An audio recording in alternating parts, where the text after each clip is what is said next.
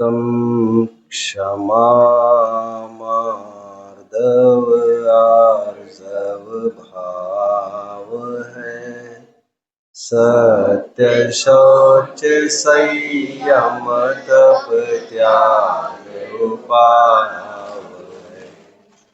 आकिंचन ब्रह्मचर्य धर्म 10 सार है, चहु गति दुख ते कारी मुक्ति करतार है।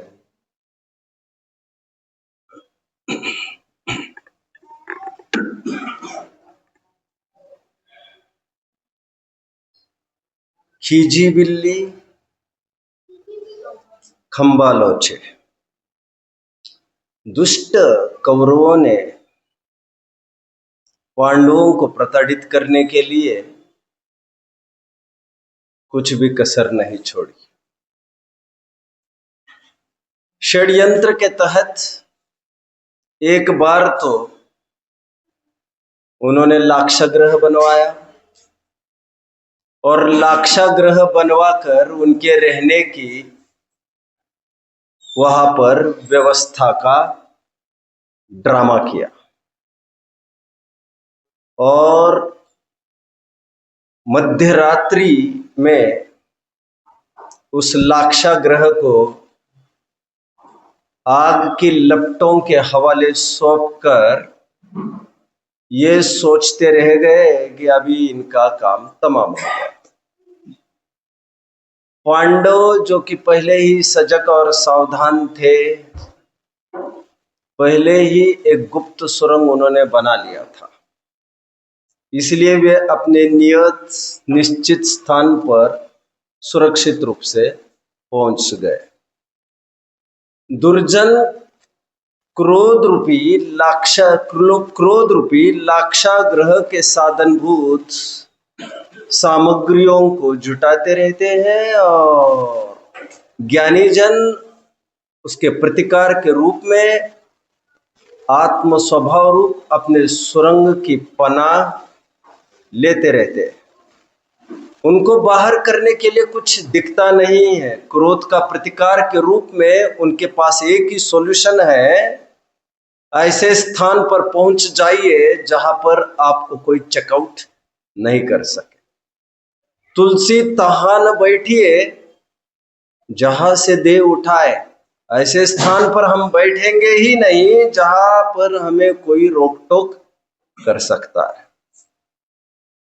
श्रेणिक ने षड्यंत्र से 500 शिकारी कुत्ते मुनिराज यशोधर पर छोड़ दिए। यशोधर मुनिराज के पास प्रत्युत्तर के रूप में एक ही स्थान था, अपना निज निवास, जहां पर पहुंचने के उपरांत फिर कोई खतरे रहते नहीं। समस्याएं बाहर बाहर ही लौटती रहती है। लेकिन आश्चर्य हुआ कि वे 500 शिकारी कुत्ते भी साम्य भाव को प्राप्त हुए। क्रोध का और कोई प्रतिकार नहीं हो सकता सिवाय आत्म स्वभाव की प्राप्ति के। उत्तम क्षमा। सेठ साहू श्रेयांश प्रसाद जी हुए हैं। बड़े दानी रहे, अग्रणी रहे हैं समाज कल्याण में। एक बार बहुत बड़े महोत्सव में जब जो शिखर जी में आयोजित था, 10-20 हजार की पब्लिक में मंच से उनका नाम पुकारा गया और उनको श्रावकोत्तम का बिरुद बहाल किया गया। उन्हें कहा गया श्रावकोत्तम के रूप में हम चयन करते हैं सेठ साहू श्रेयांश प्रसाद जी का, and grand welcome to him on this stage. बहुत प्रयास के बाद भी जब वे ऊपर मंच पर नहीं आए,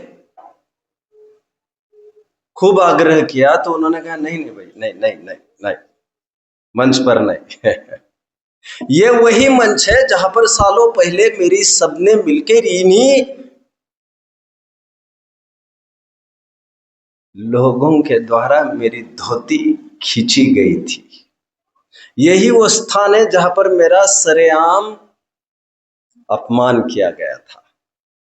लोगों के द्वारा बहाल की हुई मुझे झूठी मान प्रशंसा नहीं चाहिए, क्योंकि जो किसी के द्वारा दी जा सकती है वो कभी भी छीन भी ली जा सकती है। ऐसा बड़प्पन मुझे नहीं चाहिए जो क्रय विक्रय पर आधारित हो, जो लोक सम्मत पर आधारित हो। मुझे यहां पर लोग नहीं भी पहचाने तो उससे मुझे कोई फर्क नहीं पड़ता। All the people well known on the earth are less known in the heaven, and all the people less known on the earth are well known in the heaven. अनुवाद करने की जरूरत महसूस करना अपने आप में थोड़ी कमजोरी है, फिर भी कर देता हूं। जिनकी बहुत पूछ यहाँ पर है, बहुत मान सम्मान ये यहाँ है, उन्हें वहां पर बहुत ही कम पूछा जाता है ऊपर के स्थानों पर, और जिनको यहाँ पर कम पूछ है उनका खासा सम्मान वहां पर होता रहता है। सच्चा सम्मान चाहते हो तो थोड़ी प्रतीक्षा करिए।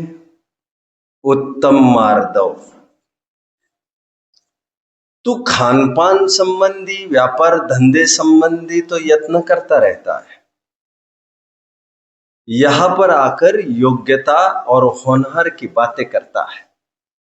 इससे मालूम पड़ता है कि तुम्हें धर्म के प्रति अनुराग ही नहीं है। झूठी बातें बनाता है और महंत रहना चाहता है।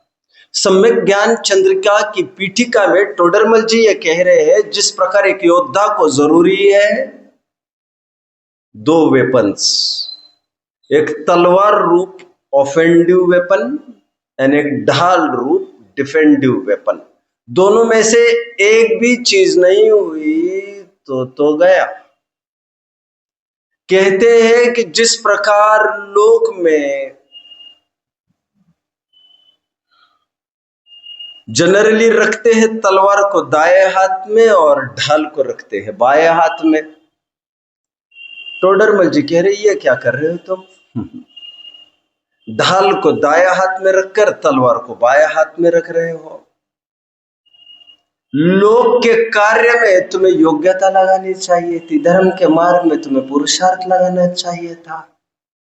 तुम तो छल करके धर्म के कार्य में योग्यता को विचार करते हो, लोक के कार्य को तुम पुरुषार्थ प्रधान विचार करते हो।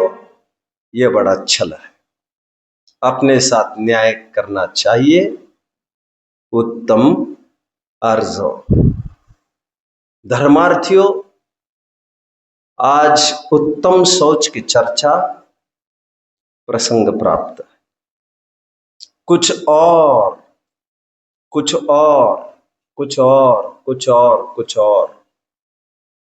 की अंतरंग ध्वनि हमें निरंतर प्रेरित कर रही है दूर दूर की दौड़ लगाने के लिए।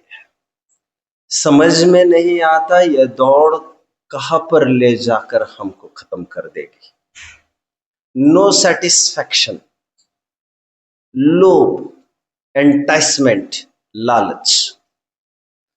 सर सेठ हुक्मचंद जी हुए हैं, नाम सुना होगा आप सबने। खूब तूती चलती थी इनकी। एक फोटो है लंदन स्टॉक एक्सचेंज में, कॉटन स्टॉक एक्सचेंज में एक ही शख्सियत की फोटो है आज भी लटकी लंदन में। सर सेठ हुक्मचंद जी। आज तक उनके पासन में कोई फोटो लटक ना सकी। सुनते हैं स्टॉक मार्केट के किंग रहे, उथल पुथल मचा देते थे, पूरे विश्व को नचा देते थे। और सुनते हैं मुंबई का बहुत बड़ा पार्ट उन्हीं का हुआ करता था। मरीन ड्राइव से लेकर नरीमन पॉइंट के आसपास का बहुत बड़ा एरिया उन्हीं की मालकियत का था। सुनते हैं रेलों में ही नोटें जाती थी। सिंधिया को जब समस्या आ गई रेल में नोटें निकल गई। गांधी जी को कोई समस्या आई दूसरे समय में खड़े। जब जब भी जैन समाज पर समस्या खड़ी हुई, खड़े, जो अंग्रेजों को भी मिनट में मैनेज कर सकते थे, इतनी ताकत सचमुच रखते थे। समय आने पर अंग्रेजों को भी उधार पैसे दिया करते थे। एक बात तो हम सबने सुनी ही है, सोने के बर्तन भी उनके पास हजारों की तादाद में सेट्स हुआ करते थे, और जिनको चाहिए बड़े बड़ों को वो सेट्स दे भी देते थे। कभी इनकी 7-8-10 फैक्ट्रीज थी, आप सब जानते हैं। कभी इनके कितने ही जूट मिल्स वगैरह के साथ साथ खूब स्कूल कॉलेजेस वगैरह भी रहे। मरण के टाइम पर, डेथ बेड पर जब सभी घर वाले उनको घेर के बैठ गए, आज्ञाकारी तो सभी थे ही, धर्म के लिए भी खूब पैसा खर्च किया था उन्होंने, खूब पैसा खर्च किया। अभी टाइम भी नहीं है मुझे, अभी मतलब की बात सुन लीजिए और समझ जाइए। जब उनके लड़के साथ पास में आकर बैठे, बहू बेटियां पास में आकर बैठी, पिताजी क्या संदेश देना चाहते हो, क्या कहना चाहते हो? देखो बच्चों, मैंने इतना पैसा कमाया, इतना पैसा कमाया, ये सब भाग्य का खेल।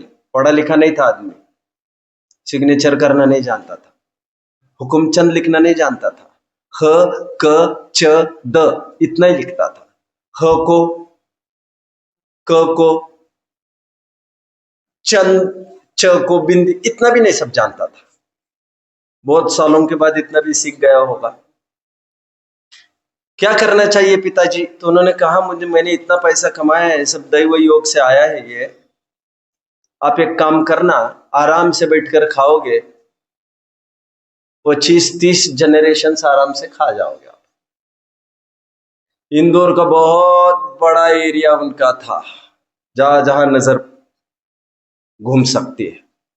टू योर सरप्राइज आज तीसरी पीढ़ी उनकी चल रही है और अंतिम सांसें ले रही है।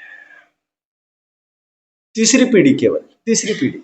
दावा तुम्हारा था जब भारत के हुक्मी एक्के थे तुम, एस मिलेनियर, जिसको देखकर पूरा विश्व कांपता था, और आज केवल तीसरी पीढ़ी खड़ी है, एक भी उनकी कोठी नहीं है खड़ी। सब चला गया, सब चला गया। जिसके भाग्य से आया था उसके भाग्य से चला गया। और बार बार कहा था जाते समय, बिजनेस नहीं आजमाना, कभी बिजनेस मत करना, नौकरी तो करने का सवाल ही नहीं। और उनके लड़के पुत्र प्रपौत्र 2 से 4 करने के चक्कर में आजमाए जा रहे, loss loss loss loss loss loss. ओहो हो।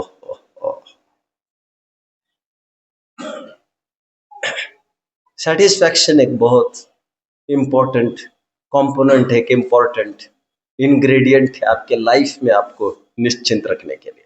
जब आप आपके नौकरों की तरफ, साइंटिफिक रिसर्च तो मैं करूंगा ही, लेट मी टेक ब्रेथ, मुझे एक सांस लेने दो, फिर मैं 5-10 मिनट में टेक्निकल एनालिसिस भी इसकी जल्दी करूंगा। बट वो पहुंच, हमारी जो दौड़ है, वो दौड़ एंडलेस होती प्रतीत होती है। जहां जहां हमने दौड़ लगाई, ऐसा लगा कि होराइजन ये होगा, बट वहां पर खड़े रहकर देखा। श्रीमद राजचंद्र जी ने बहुत अच्छी बात लिखी है, गुजराती समझने की कोशिश करें, शायद मैं ट्रांसलेशन ना करूं।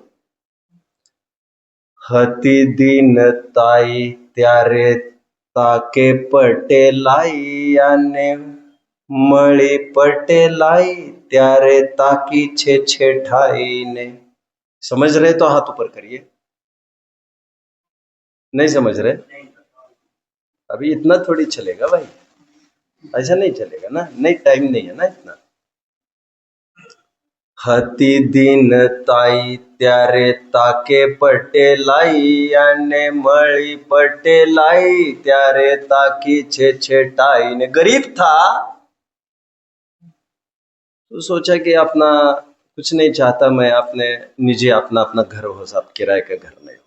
याद आ रहा है? तू ये बोला था हमको आज से ठीक 30 साल पहले। तू इतना ही बोला था कि किसी के दरवाजे पर हाथ पसार के जाना ना पड़े, केवल इतनी ख्वाहिश है।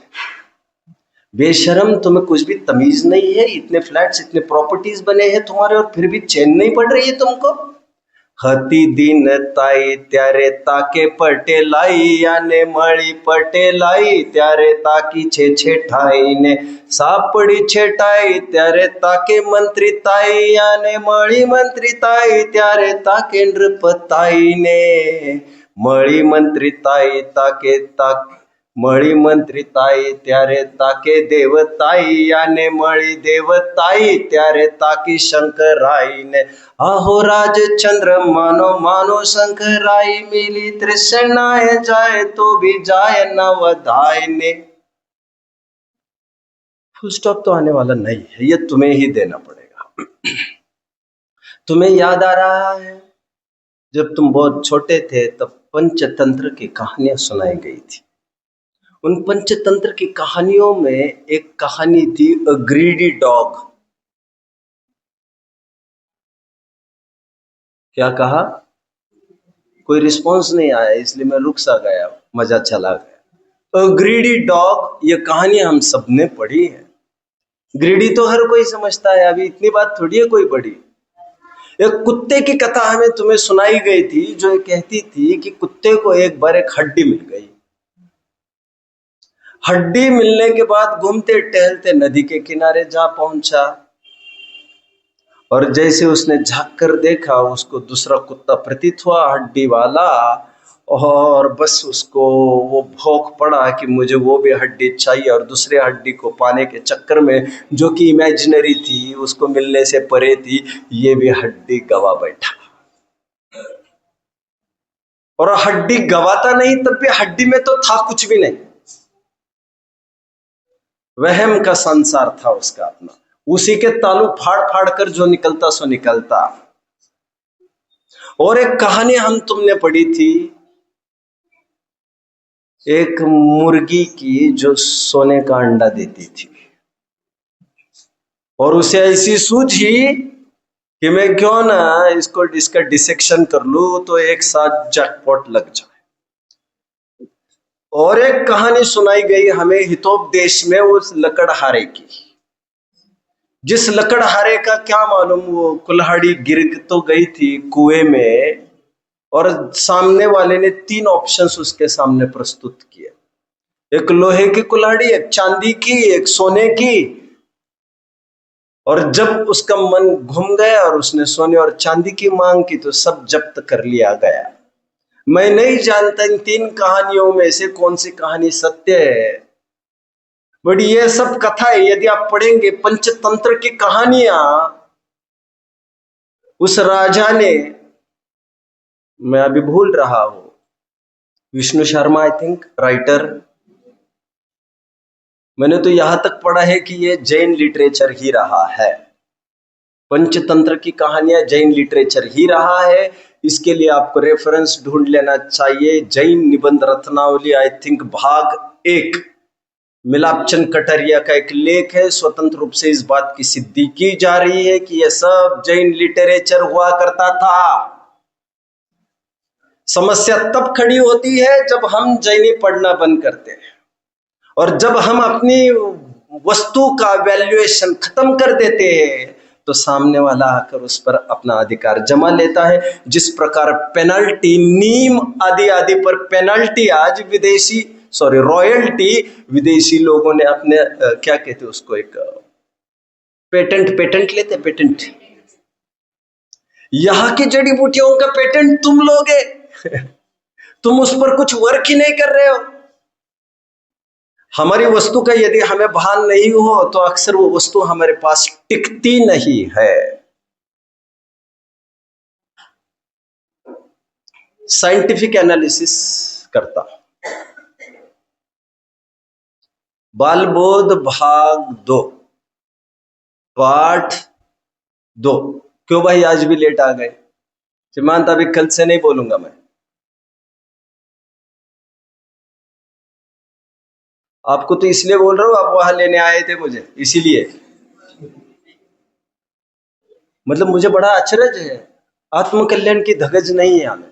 और मैं एकदम एग्जैक्टली उल्टा आदमी हूं। मैं सामाजिक कोई काम नहीं कर सकता, मैं सामाजिक कभी रहा भी नहीं हूं।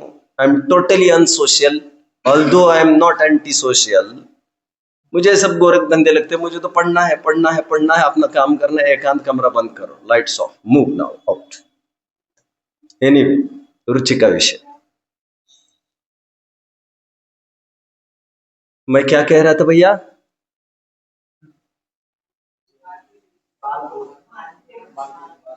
हाँ, बालबोध भाग 2 पाठ 2।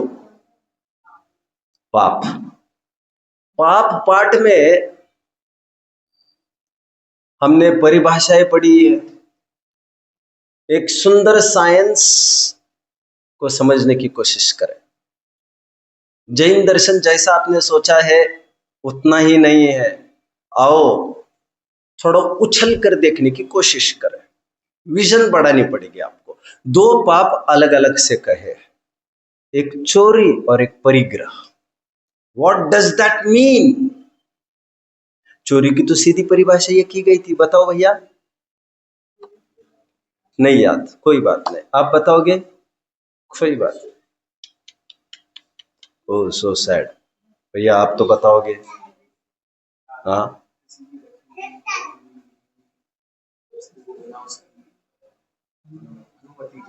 और परिभाषाएं तो ऐसी होती है जहां से चालू करो कहा अंत करो, बीच में कुछ भी आपका नहीं चाहिए, इसे कहते परिभाषा। चोरी की परिभाषा हमें पढ़ाई गई है, किसी की रखी हुई, भूली हुई, पड़ी हुई, गिरी हुई वस्तु को उठाना, उठाकर किसी और को देना, अथवा ऐसा भाव करना, चोरी। एंड चोरी टोटली अनएथिकल है। चोरी अनएथिकल क्यों है, इमोरल क्यों है, अनैतिक क्यों है, असामाजिक क्यों है चोरी? क्योंकि उससे समाज में संपत्ति के बंटवारे पर न्याय नहीं हो पाता। What do you mean to say? एक मां थी, अपने बच्चे को लेकर रास्ते से चल रही थी। अचानक बच्चा झुक गया। मम्मी को पता चलते देर नहीं लगी, कुछ रुपए पैसे पड़े थे। मम्मी ने कहा बेटा वही रख दो रास्ते पर। उसने कहा मैं नहीं उठाऊंगा तो कोई और उठा लेगा। नहीं बेटा तुम तो वही रख दो। अरे लेकिन मैं नहीं उठाऊंगा तो कोई और उठाएगा ना। मम्मी देखो पीछे, देखो पीछे। A small kid is following me. एक छोटा बच्चा पीछे से आ रहा है, मैं नहीं उठाऊंगा तो वो तो उठाने ही वाला है। उसके माँ ने कहा बेटा ऐसा नहीं होगा, क्योंकि उस बच्चे के साथ उसकी माँ दिख रही है आपको, वो ऐसा करने देगी नहीं। सम्राट चंद्रगुप्त के टाइम में लिखी गई एक पुस्तक है मैगस्थनीज के द्वारा। मैगस्थनीज एक महामंत्री थे पहले सिकंदर के। सिकंदर हारने के बाद वे ही मंत्री बन गए थे, मिनिस्टर बने थे सम्राट चंद्रगुप्त के। 2000 वर्ष पहले के लिटरेचर में मैगस्थनीज लिखते हैं भारत इतना गजब का देश है, इतना गजब का देश है, यहाँ पर रत्न वगैरह आमतौर पर पड़े रहते हैं रास्ते पर, कोई उसको फूटी आंख देखता भी नहीं। तभी जाकर हमारे नीतिकारों को लिखना पड़ा पर द्रव्येषु लोष्टवत। बोलिए जरा छंद कोई। मातृवत पर दारेषु पर द्रव्यानि लोष्टवत, आत्मवत सर्वभूतेषु यह जानति सब पंडित। पर द्रव्यानि लोष्टवत। एक टाइम था जब दूसरों की वस्तु को कीचड़ माना जाता था। आज भी आई am not very sure, you should refer. आज भी Shani Shingnapur is a place in Maharashtra, जहां से मैं आया हूं। वो कहता है कि आज भी वहां पर कोई दरवाजे ताले नहीं है। हूबहू ऐसा उल्लेख मैगस्थनीज 2000 वर्ष पहले कर रहे हैं कि अरे भारत में कहीं भी कहीं दरवाजे ही नहीं है, कोई आम तौर पर कहीं भी चीजें रखी जाती है, और आश्चर्य ये है कोई किसी की चीज को कहीं देखता तक नहीं है। कितना रुतबा रहा होगा हमारा। चोरी इसीलिए पाप है, वो समाज में इम्बैलेंस खड़ा करता है। आप सुनते जाइए, मैं बहुत गंभीर बात कहने वाला हूं। क्या करता है वो चोरी? इम्बैलेंस क्रिएट करता है। इम्बैलेंस समझ में आता है ना? Imbalance, what is imbalance? Balance का बिगड़ना, संतुलन का बिगड़ना, असंतुलित होना। जिसकी वस्तु उसी को वो वस्तु मिलनी चाहिए। अब पढ़ लेना, देख लेना, खूब कहा जाता है जापान के बारे में, सुना होगा आप लोगों ने। एक जापान की लेडी गई थी वहां पर, फिर वो ड्राइवर ने उसका एड्रेस ले लेकर वो सब सामान उसको पहुंचा दिया, तो उसको कहा इसमें तो 100 ही रुपए थे, लेकिन इसके पीछे तुमने कितने हजारों रुपए खर्च करके सामान आए, क्योंकि जापान का नाम बिगड़ना नहीं चाहिए। आपको जहां जैसी वस्तु रखी है विदेशों में वैसी ही मिलती है, ऐसा कथन सुनने में आता है। इम्बैलेंस क्रिएट नहीं होना चाहिए, अविश्वास नहीं होना चाहिए। मैं कहां तक बताऊं आपको। एक केंट नाम का दार्शनिक हुआ है, एक बार जहाज भर के आ रही थी विदेश से, अचानक अकाल पड़ गया, समस्या खड़ी हो गई, बहुत दिक्कतें आ गई। उसने कुछ फल भी मंगाए थे अपने लिए, राजा ने। राजा स्वयं एक दार्शनिक था। तो बीच में संकट पड़ने पर बहुत सेनाकर्मी मर रहे हैं ऐसा जानकर उन्होंने वो बैग खोला और वे फल वो आपस में बांटना चालू हो गए, और यहां तक जिंदा सबको लेके आया वो बॉर्डर तक। बहुत प्राउडली वो राजा को बोला कि मैंने आपको बिना पूछे काम किया, आपका पर्सनल जो फूड स्टोर था उसे खोलकर मैंने इन सबको बचाया। उन्होंने पहले उसको लटका दिया वहां पर। उन्होंने कहा बात विश्वास की। जो आज कुरियर होते हैं, सब कुछ होते हैं, किस बलबूते पर सब दुनिया दौड़ रही है? जस्ट विश्वास के बल पर। यदि तुम तुम्हारी अकल लगाने लग जाओगे, कल और दूसरी कोई समस्या आएगी, this will not be tolerated. जाते जाते थोड़ी विस्तृत विवेचना कर देता हूं मैं, मूल प्रकरण में मैं प्रवेश नहीं कर पाया हूं। चोरी की इतनी व्यापक परिभाषा है हमारे जैन धर्म में। मैं वैसे ही 2-5 दिन पहले कुछ देख रहा था नजारा। आप तो रोजाना ही देखते होंगे तमाशा। मुनि का आहार हुआ और मुनि को काफिला लेकर निकल रहा था, जबकि हम तुम जानते हैं मुनियों का कुछ भी उद्दिष्ट हुआ नहीं करता, ढोल डपली हुआ नहीं करते, हम सब जानते, वो भी हायर्ड। और आश्चर्य ये है, जब चौराहे से गुजर रहे हैं, सब चारों तरफ की ट्रैफिक बंद। क्यों भैया, क्यों बंद कर दी तुमने? तुम्हारे ऐसा नहीं कर सकते क्या? कर सकते क्या ऐसा? कोई साइंटिफिकली प्रूव करेगा मुझे, लॉजिकली ऐसा चल सकता है क्या? मेरा प्रकरण समझ में आ रहा है? मुझे कहना है अच्छौर्य व्रत की 5 भावनाओं में एक भावना है परोपरोधाकरण। इतना गंभीर है जिन शासन, तुम्हें क्या पता है अभी? परोपरोधाकरण का मतलब सीधा यह है कि मुनिराज यदि जंगल में हो और गुफा में किसी जाने लग जाए और वहां पर बिल्ली भी दिखी, वहां से बाहर निकलते हुए कहीं बिल्ली अपने डर से भाग खड़ी ना हो। मैं और एक केस खड़ी कर देता हूं। मुनिराज पहले से ही जम गए गुफा में, कल ही आए हैं और आज शाम तक भी गुफा में ही है, लेकिन उन्हें ये ख्याल में आया कि एक बिल्ली गुफा में आ रही है और फिर बाहर निकल रही है। आ रही है फिर बाहर निकल रही है। उन्हें समझते देर नहीं लगती कि शायद यहां पर बिल्ली का वास है। यदि टाइम ठीक ठाक हो, 3, 3:30, 4 वगैरह बजे हो, तो उसी समय में वे बाहर निकलकर चल देंगे। इसे कहते हैं परोपरोधाकरण। ना किसी के द्वारा विरोध को प्राप्त हो, ना किसी को विरोध करे। इसलिए जहां वे रहते वहां पर दरवाजे भी नहीं हुआ करते। उनके सामने खिड़की भी यदि कोई बंद करे तो 32 अंतराय 46 दोषों में आपको पढ़ लेना चाहिए। वहां पर बुहारी भी नहीं दे सकता कोई। मेरा विषय इतना गहन नहीं है आज का। मेरा विषय तो केवल इतना ही है, यह भी चोरी के अंतर्गत आता है। केवल बात पैसे की नहीं है, बात आइडियोलॉजीज की भी है। तो आइडियोलॉजी समझ में आता है, बात विचारधारा की भी है।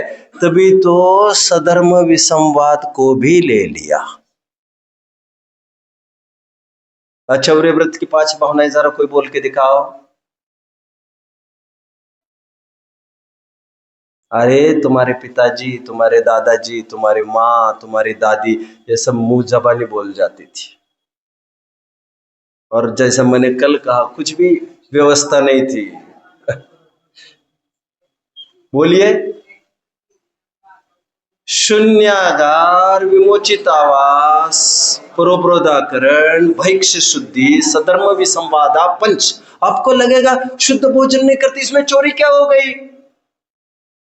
पढ़ो ना, तुम ढंग से पढ़ो। और विवेचनाएं विद्वानों ने की होगी, किसी न किसी ने। अपनी नहीं चलती है तो उनसे काम चला लो। मतलब ये क्या हो गया, तुमने ट्रैफिक रोक दिया, ये तो चोरी हो गई साहब, चोरी। इतना स्वाधीन तुम्हारा आना जाना चाहिए कि किसी को दुख कर लगने नहीं चाहिए। Now see the ambulance is coming from the other way. Life risk है, तुम्हारे माथे पर डोल रहा है वो मौत के जिम्मेदार तुम हो तुम। Anyway, coming back.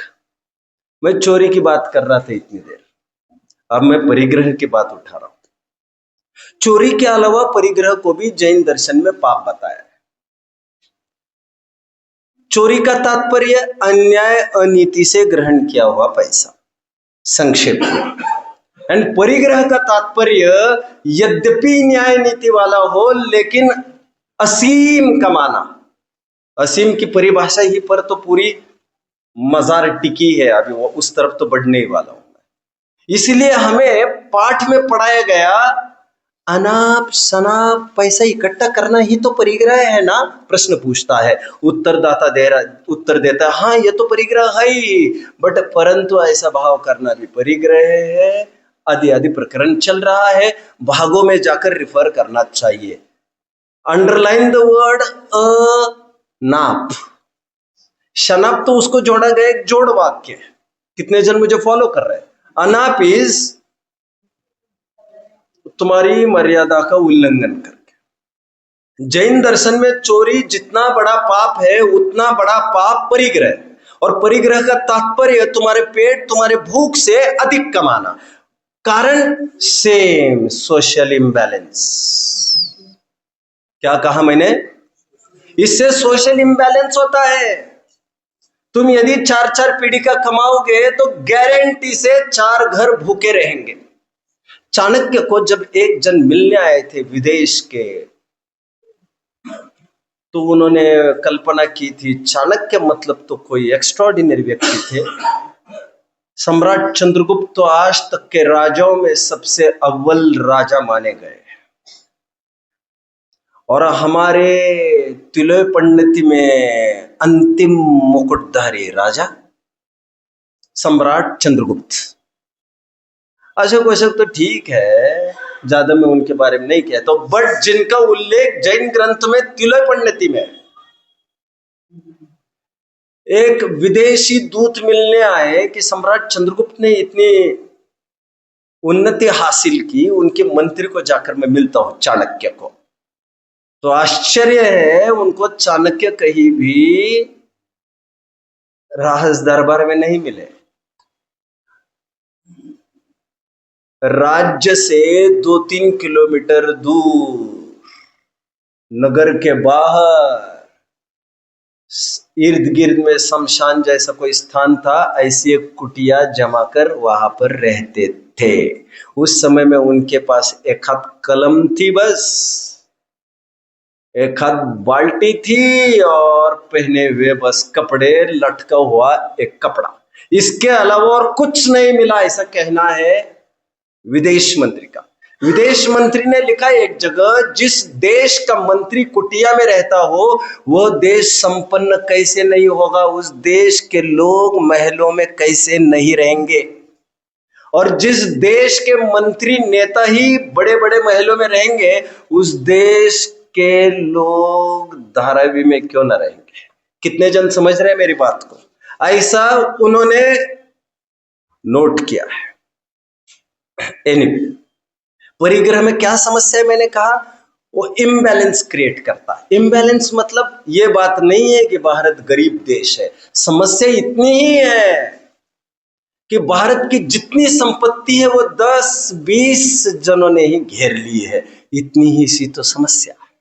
अब एशिया में भी टॉप 10 की काउंटिंग करोगे, आप हैरान हो जाओगे सुनकर, इतने महंगे तो पूरे विश्व में भी नहीं मिलेंगे, इतने महंगे घर आदि।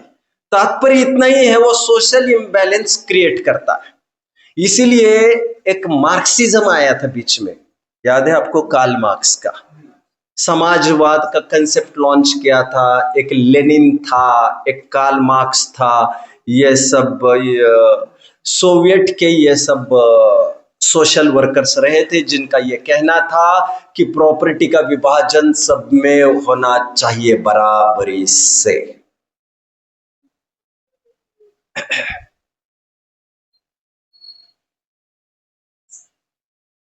मेरे सेकंड जनरेशन का तुम्हें नहीं सोचना है।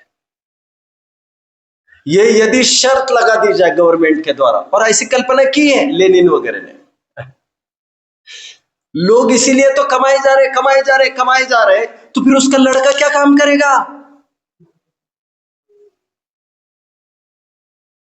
इससे सामाजिकता नष्ट हो जाएगी। दूसरी तरफ आप ये पाएंगे, कोई मेहनत कर करके मर रहा है, फुटपाथ से उबर नहीं पा रहा है, और आज वहां तक आई है तो कभी ना कभी हमारे तक आएगी।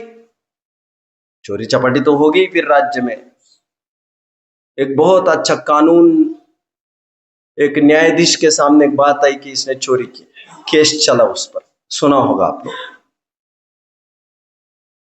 तो केस उन्होंने उस चोर पर दर्ज न करके उस गांव वालों पर दर्ज की कि अभी तक तुम कहां थे, तुम्हें क्यों नहीं सुध लेने की होश पड़ी। मुस्लिमों के बड़े अजीब नियम है, जिन्हें मक्का मदीना की यात्रा करनी है, हज की यात्रा करनी है, शिखर जी की यात्रा करनी है, क्या जरूरी है हमें? कुछ भी जरूरी नहीं है हमें क्या जरूरी है? पैसा चाहिए हमारे पास, वो है हमारे पास।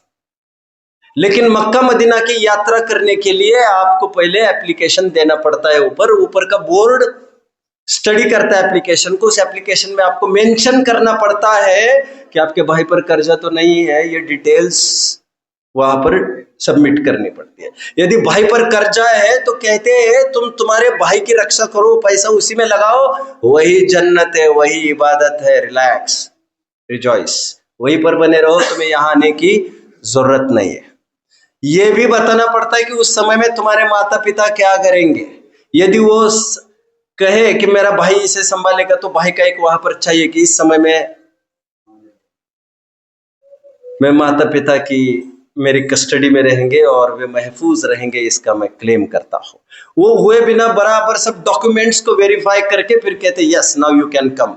यहां पर कोई भी नहीं आ सकता, उसकी अपनी एक पात्रता है, पात्रता। एनीवे, मैं तो आपको ये कह रहा हूं, एक आदमी यदि ज्यादा पैसा कमाने लग जाए तो यह समाज द्रोह है। जैसे आपको किसी कसाई को देखकर ये लगता होगा अरे ये तो हिंसक लोग हैं, उसी प्रकार उनको भी देखकर लगता होगा ये परिग्रही लोग हैं। और यदि आप परिग्रह को हिंसा के पासंग में रखने को तैयार नहीं हो, अब बराबरी का पाप नहीं समझते हो, चोरी के बराबर का पाप, तो आप 5 पापों की सिद्धि नहीं कर सकोगे। और दुर्भाग्य से गवर्नमेंट परिग्रह को पाप मानती नहीं है, हिंसा को मानती है, झूठ को मानती है, चोरी को मानती है, कुशील को मानती है, परिग्रह को नहीं मानती है। आप कितना भी कमा सकते हो, बट जैन कॉन्स्टिट्यूशन इसको नहीं मानता। अब कितना भी नहीं कमा सकते, हमारी मेहनत है, हमारी ईमानदारी है, ज्यादा कमाना ही बेईमानी है। हम कमा के दे देंगे ना किसी और को। यदि तुम देना चाहते ही हो तो अवसर दो। अवसर क्या है? अवसर ये है, तुम तुम्हारी दुकान बंद करो और निकलो यहां से, बगल वाले की दुकान है उसको अवसर दे दो। मतलब तुम उसका भी बड़प्पन चाहते हो, और ये तुम्हारे काउंटर में आए ये चाहते हो, तुम उन्हें जलील करना चाहते हो, उनको इंफीरियर फील कराना चाहते हो, क्योंकि मैंने दान दिया। अरे उनको कमाने के अवसर दीजिए। दान यही नहीं है हाथ से देना, दूसरों को अवसर देना कमाने का। Now it's his turn, let him earn now. कितने जन समझ रहे हैं मेरी बात को? हमारे 12 व्रत बताए गए, हमारा बहुत आधा अधूरा ज्ञान है, वो अभी मैं सिद्ध करूंगा। 12 व्रत बताए हैं, हा ना छू भी नहीं हो रही है। चलिए आप बताइए 12 व्रत बताइए। नहीं बताएंगे? हाँ, कोई प्रॉम्प्टिंग मत करो, नहीं बताएंगे। 1-2 बताएंगे? हाँ, और हाँ, ये कितने हो गए? हाँ, 12 नहीं बनेंगे, कैसे चलेगा?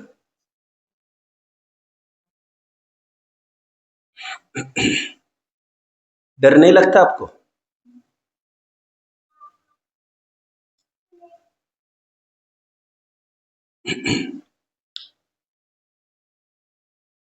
बारह व्रत में एक व्रत है अतिथि समविभाग व्रत। इसका अर्थ आप जो करते हो वो तो आप जानते ही हो, मुनि को भोजन दे फिर निज कर ही आहार है। एक बार इंदौर में देवकी नंदन जी को यह प्रश्न पूछा गोदिका जी ने, आज से लगभग 100 साल पहले की ये बात है, और मैंने इसको कोट किया है। अभी जो मंगलायतन से भाग छपे थे उसमें भी कोट किया मैंने। जब उन्होंने पूछा अतिथि समविभाग का व्रत का अर्थ क्या है, तो उन्होंने क्या अर्थ बताया जानते हैं आप?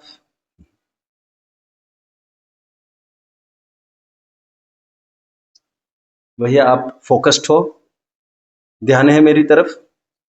कितने जनों का अच्छा ध्यान है मेरी तरफ? हाथ ऊपर करिएगा। ठीक। अतिथि का अर्थ क्या था वहां पर? व्हाट इज अतिथि? अतिथि, मुनियों को अतिथि कहते हैं। तीर्थ पर्वोत्सव सर्वे ये न त्यक्ता ये न महात्मना अतिथि तम विजानीयात, ऐसा ऐसा एक सूत्र है जो ये साफ साफ ये कहता है जिनके कोई तिथि नहीं होते, जिनके कोई पर्व नहीं होते, जिनका कोई उत्सव नहीं होता, जिनका रोज का अपना अपना उत्सव है, उन्हें अतिथि कहते और वे मुनिराज। सम विभाग का क्या अर्थ है? इक्वली डिस्ट्रीब्यूट करना, इक्वली सम विभाग।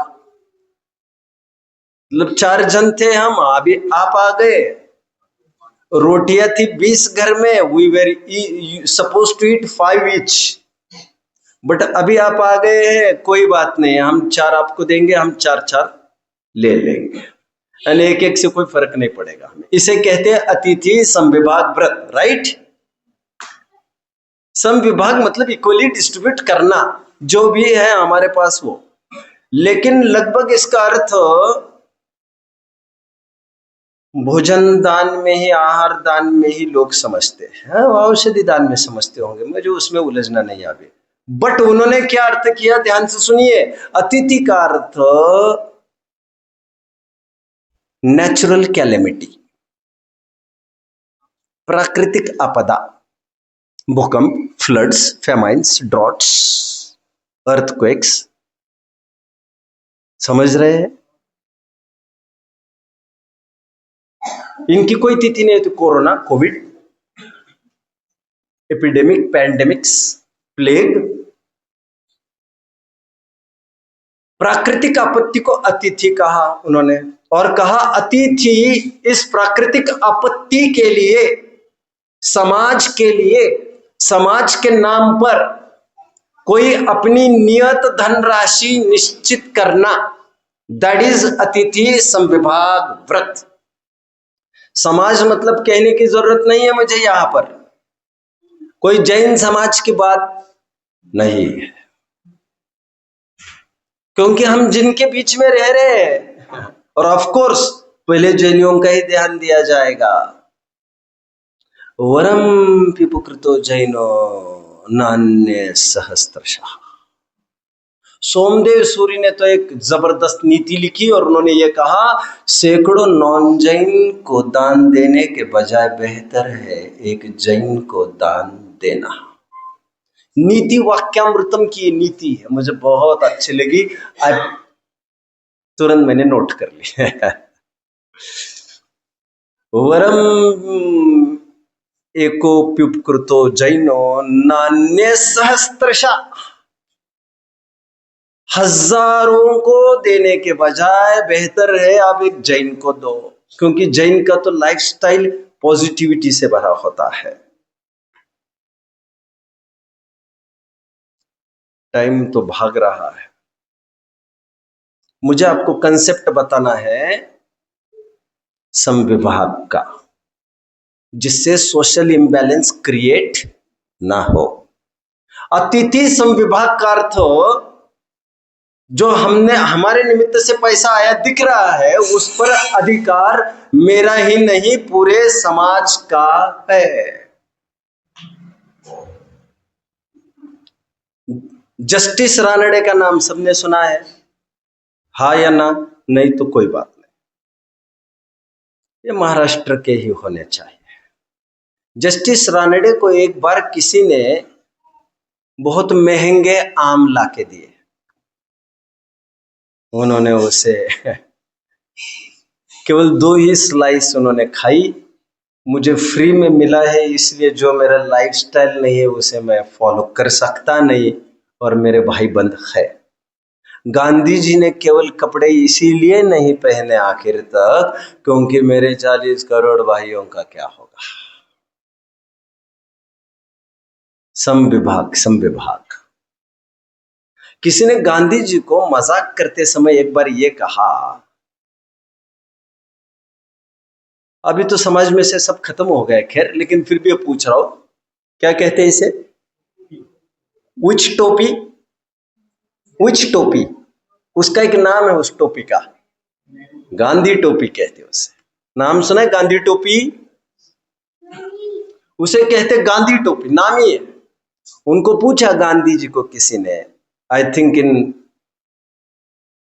नहीं, आई एम डाउटफुल, किसी ने पूछा कि आपके नाम पर टोपी प्रसिद्ध है, गांधी टोपी, और आप पहनते नहीं है उसे। तो उन्होंने हंसते हुए ये कहा था, क्या करूं,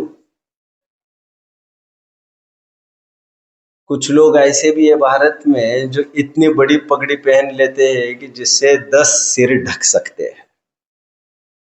तो 9 जनों को तो नंगे सिर रहना तो वैसी ही मजबूरी बन गई। जब पंडित नेहरू के यहाँ गांधी जी गए थे इलाहाबाद में, उन्होंने पानी मांगा तो पानी भर के ग्लास आ गए, तो उन्होंने कहा नहीं, मुझे 2 घुट कहा था, मुझे 2 ही घुट दे। अरे ले लीजिए, जितना लेना है ले लीजिए। इसे तो गंगा बहती है। अरे गंगा अपने तुम्हारे हमारे बाप की थोड़ी है। गांधी जी ने ऐसा कहा था, गंगा मेरी अथवा आपकी नहीं है, वो सबकी है, पानी सबको पुरना चाहिए। विनोबा भावे की बायोग्राफी बीच में पढ़ रहा था मैं, तो उसमें बहुत सुंदर बात आई। विनोबा भावे का नाम सुना है? शायद फिर से एक दो बार मेरे मुख से आ भी सकता है, मैं उस पर भी बोल सकता हूँ काफी।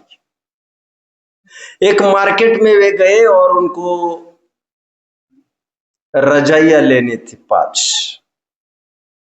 तो उन्होंने उसका रेट पूछा, तो उस जमाने की बात है, तो उन्होंने कहा 30-30 रुपए में रजाई। तो उन्होंने कहा 30 रुपए में लगती तो नहीं है, ये कम से कम 80-90 रुपए की कॉस्ट लगती है इसकी। क्या करे, बोले सब रेट इतने गिरा देते हैं तो इतना करना पड़ता है, लॉस में ही काम निकाल रहे हैं अपना। उन्होंने कहा नहीं, ऐसा नहीं होगा। उन्होंने जानबूझकर उसके रेट बढ़ने के लिए उन्होंने खूब उसी रेट में, मैं तो 90 में ही लूंगा, हम रेट देना सीखे। इस पॉलिसी पर वर्क करता है अपरिग्रहवाद। कितने जन फॉलो कर रहे हैं मुझे? हमारे जिन शासन को सर्वोदय तीर्थ कहा गया है। क्या कहा गया है? समंत भद्र आचार्य देव ने सर्वोदय तीर्थ मिदंत वैव ऐसे शब्द का प्रयोग जैन दर्शन के लिए किया। सर्वोदय ये शब्द जैनियों का है, जैनियों का। और इसीलिए जय महावीर जयंती के दिन आई थिंक 40 साल पहले गवर्नमेंट ने एक ट्रेन चालू की थी जिसका नाम था सर्वोदय एक्सप्रेस। वो सर्वोदय एक्सप्रेस जैनियों हमारे लिए था, वो नाम भी हमारा था, सर्वोदय। गांधी जी को ये शब्द बहुत अच्छा लगा, विनोबा भावे को भी बहुत अच्छा लगा। उसका ट्रांसलेशन उन्होंने किया था unto the last. Ruskin bond की एक पुस्तक का नाम है unto the last. Unto the last मतलब सर्वोदय। सर्वोदय, सर्वोदय का क्या अर्थ होता है, कोई बताएगा मुझे? जिसमें सबके कल्याण की बात है, सबके उदय की बात है। उदय मतलब जिसमें सबके कल्याण की बात नहीं है।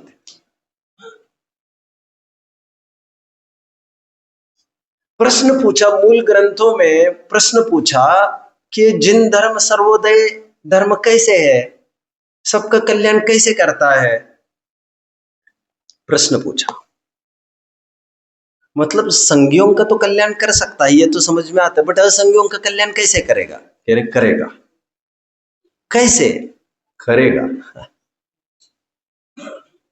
संज्ञों का सीधा कल्याण करता है।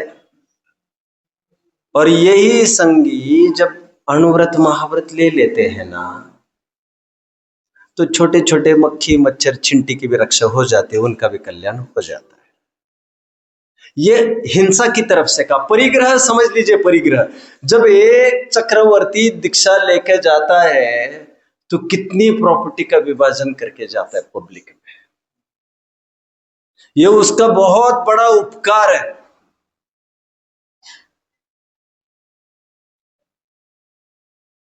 वो ज्यादा दिमाग नहीं चला था बच्चों में विभाजन का, जनता में इसका डिस्ट्रीब्यूशन होना चाहिए। इसे कहते हैं सर्वोदय। सर्वोदय, एक जन दीक्षा लेता है तो कितने जनों का कल्याण करके जाता है। हिंसा की तरफ से बात कर रहा हूं, परिग्रह की तरफ से बात कर रहा हूं। इसीलिए सीमा से अधिक कमाना पाप है। कुछ सोशलिस्ट हुए हैं 60s में, 1960s में, वे ये कहते थे मोर प्रॉपर्टी इज इम्प्रॉपर्टी। कुछ और भी सोशलिस्ट आए, वे कहने लग गए मोर प्रॉपर्टी इज थेफ्ट। फिर बाद में कुछ सोशलिस्ट आए, उन्होंने ये करार दे दिया मोर प्रॉपर्टी इज मर्डर। एक टाइम ऐसा रहा है जब भारत भूखमरी को भोग रहा था। आप देख लेना चाहिए, आपको लगभग 1960s की ही बात होनी चाहिए, जब I think, I am not very sure, Lal Bahadur Shastri तब प्राइम मिनिस्टर के पोस्ट पर थे।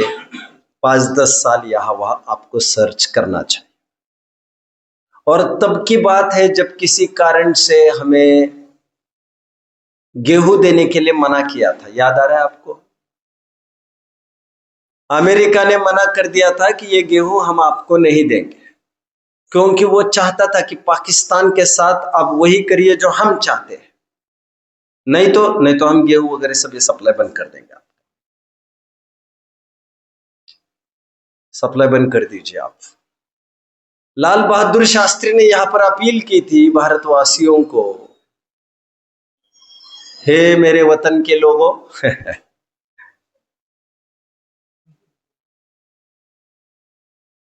हमारे पास सामग्री कम है खाने पीने के लिए। मैं सबसे अपील करता हूं कि आप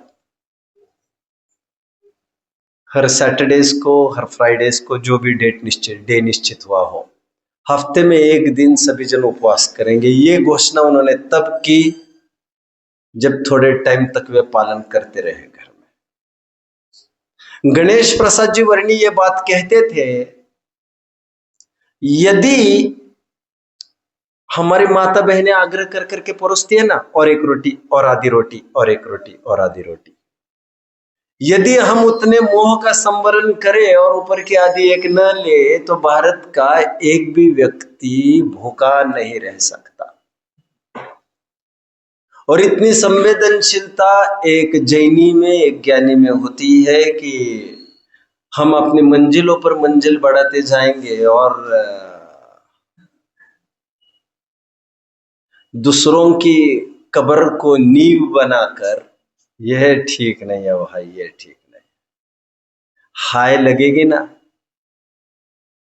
गरीब को ना सताइए ताकि मोटी हाय, मुए चांद की भसक सो लोहा भस्म हो जाए। निबल को न सताइए ताकि मोटी हाय, हाय जो कहते वो ये हाय, अधिक कमाना पाप है, असामाजिक है, चोरी के बराबर पाप है। हमने कौन सी लूटपाट की है? अरे लोग तो यहां तक कहते प्यार किया कोई चोरी थोड़ी की। अरे भैया प्यार भी एक चोरी जैसा पाप है। परिग्रह किया कोई चोरी थोड़ी की है। अरे भाई परिग्रह भी चोरी जैसा एक पाप है। यह हमारे दिलो दिमाग में बहुत अच्छे से बन जाए तो बात बनेगी। मुझे कहाँ तक कहो, लाल बहादुर शास्त्री ने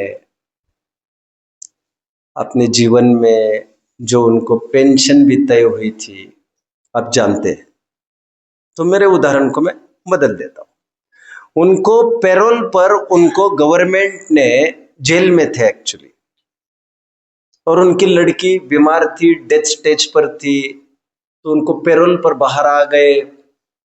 15 दिन का ब्रेक मिला।